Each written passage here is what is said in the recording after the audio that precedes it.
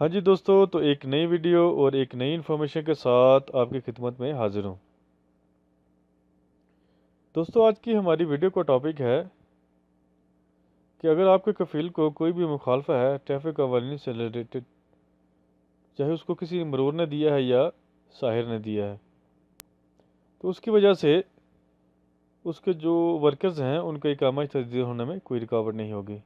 یہ دیکھیں، محکمہ پاسپورٹ نے اعلامیہ جاری کرتے ہوئے کہا ہے کہ ٹریفک جرمانے مرافقین اور تابعین کے اقامہ کی تجدید میں رکاوٹ نہیں۔ گھریلو ملازماؤں کے اقامہ کی تجدید 14 ماہ تک، جبکہ تجارتی ملازمین کے اقامہ کی تجدید 6 ماہ تک ہو سکتی ہے۔ اعلامیہ میں کہا گیا ہے کہ غیر ملکی کارکنوں کے حروف کی شکایت 15 دن کے اندر کی جائے تو کفیل سے سروس فیس نہیں لی جائے گی۔ غیر ملکی ملازم کے حروف کی اطلاع صرف ایک مرتبہ ابشر کے ذریعے دی جا سکتی ہے۔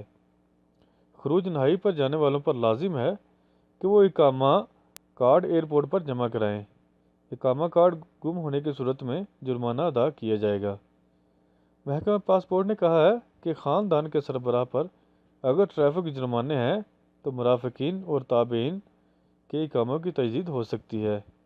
ٹریفک جرمانے مرافقین اور تابعین کے اقامہ کی تجدید میں رکاوٹ نہیں۔